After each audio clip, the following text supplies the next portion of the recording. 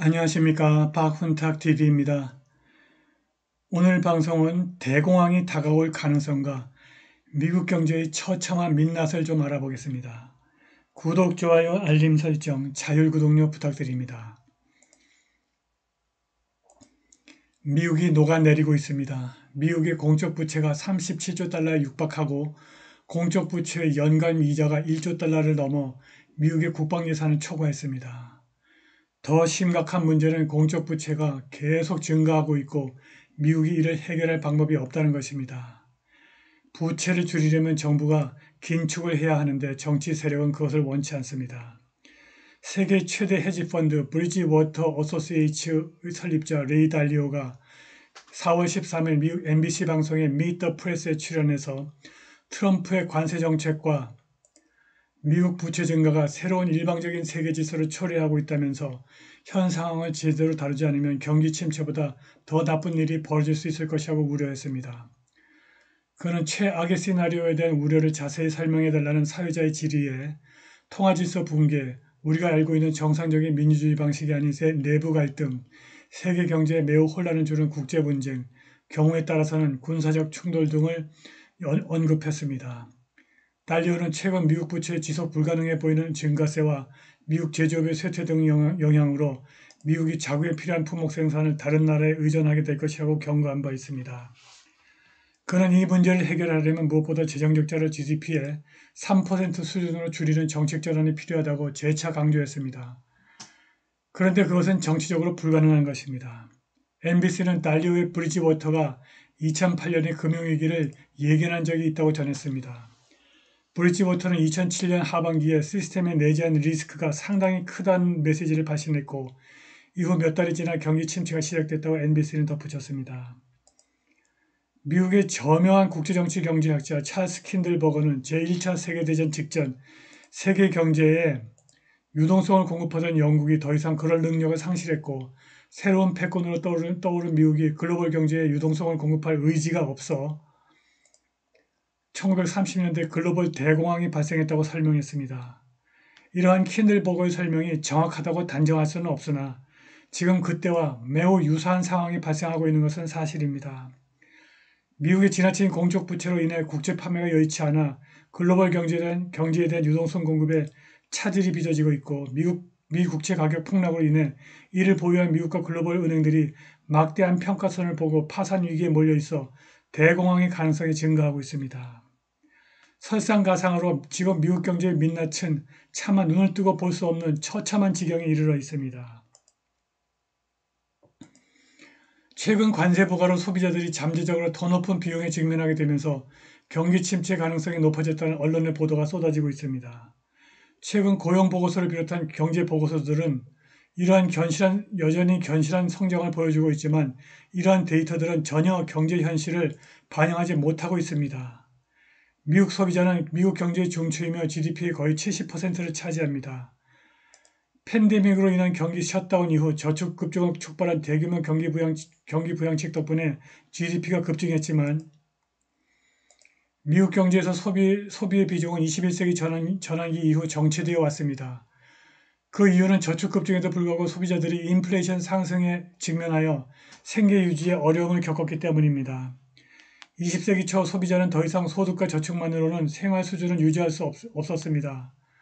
소비자들이 생활 수준을 유지하기 위해 점점 더 많은 부채를 떠안아야 했던 사실은 같은 기간 동안 GDP 대비 소비 비율이 정체된 이유를 설명합니다. 이러한 딜레마는 아래 차트에서 더 잘 설명될 수 있습니다. 네, 이 차트는 미국의 개인 실질 소득과 부채, 저축률 그리고 생활비의 관계를 보여주고 있습니다. 여기서 이 연두색 박대 그래프는 실질 소득과 생활비의 차이를 보여주고 있습니다. 적어도 1959년부터 2004년까지는 생활비보다는 소득 수준이 높았습니다. 그런데 2004년 이후부터는 생활비가 소득 수준을 앞서갔습니다. 이렇게 생활비보다 소득이 이렇게 크게 떨어진 것입니다. 그리고 이 베이지색 막대 그래프는 미국의 소비자들의 신용을 나타냅니다. 신용이 계속 증가했습니다. 이 차트에서 이 파란색 선은 개인 저축률이고 이 빨간색 선은 물가 상승률을 반영한 생활비와 저축 및 소득 간의 격차를 메우기 위해 매년 필요한 부채를 나타냅니다.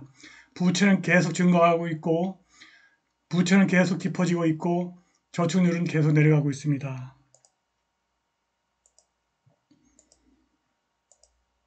실적과 경영진의 논평에서도 이러한 현실이 나타나고 있습니다. 월마트 실적 발표에서 더그 맥밀런 CEO는 많은 고객들이 예산 압박을 받고 있다고 밝혔습니다. 또한 일반 상품에 대한 지출을 줄이는 등 스트레스 행동을 보이고 있다고 덧붙였습니다. 특히 그는 많은 고객들이 한 달이 채 지나가기도 전에 돈이 바닥난다고 경고했습니다. 달러 제네럴의 CEO 토드 바소스는 역시 우려스러운 전망을 내놓았습니다. 그는 고객들이 그 어느 때보다 어려움을 겪고 있다고 설명했습니다. 바소스 CEO는 일부 고객들이 식료품과 연료비를 충당하기 위해서 의약품이나 위생용품과 같은 비재량 품목을 포기하고 있다고 덧붙였습니다.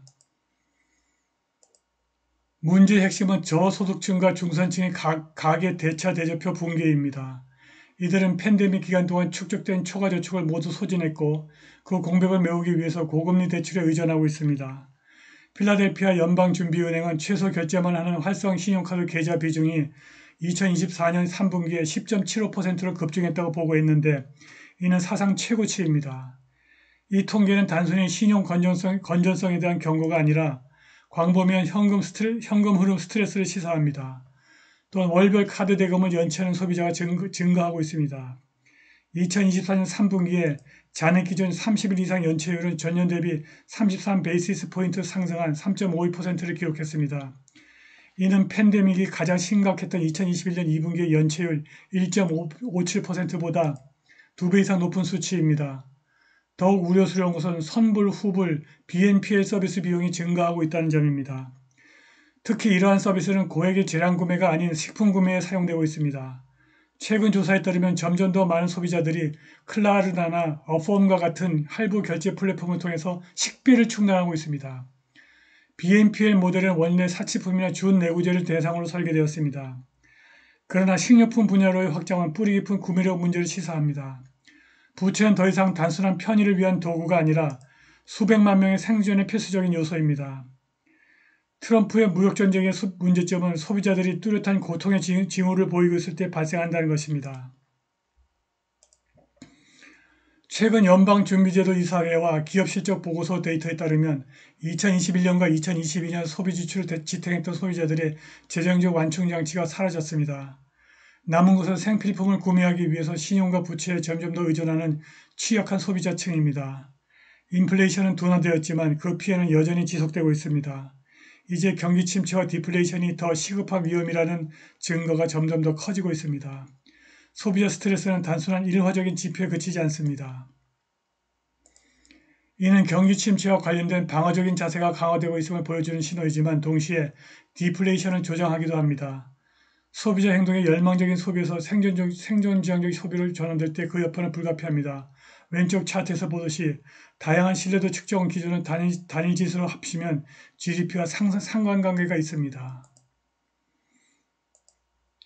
GDP에서 가장 중요한 구성 요소인 실질 개인적 소비 지출이 약화되고 있습니다. 한때 낙관적이었던 애틀랜타 연방준비은행의 GDP 나우 모델은 추정치를 낮게 수정했습니다. 이는 상품 및 서비스 지출 감소에 따른 것입니다. 연준이 인플레이션 억제를 위해서 시행한 고금리는 이제 부채적인 효과를 발휘하고 있습니다. 이러한 금리는 신용 접근성은 저해하고 기존 부채의 부담을 가중시키고 있습니다. 미국의 은퇴자금용 계좌를 401K라고 하는데 국세청의 규정 401K 항목이 정의되어 있어서 401K라고 불립니다. 강제 가입은 아니고 보통 고용인이 급여의 얼마를 401K에 넣으면 고용주가 일정한 한도까지 매치해주는 식으로 권장됩니다. 2024년 기준으로 이 계좌에 납입되는 금액은 연간 최대 23,000달러의 소득세가 은퇴 시점까지 유예되지만 59세 이전의 인출 시에는 상당한 페널티가 부과됩니다. 그런데도 불구하고 왼쪽 차트에서 보듯이 최근 몇 년간 401K 계좌에서 조기 인출이 계속 증가하고 있는데 이는 미국 소비자들이 막다른 골목으로 몰리고 있음을 강력하게 시사합니다. 미국 GDP의 70%를 구성하는 미국 소비자들이 부채에 시달리고 급기야 은퇴 자금을 헐어 사용하고 있습니다.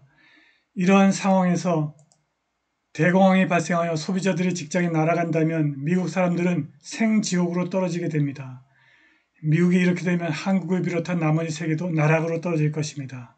오늘 방송은 여기까지입니다. 감사합니다.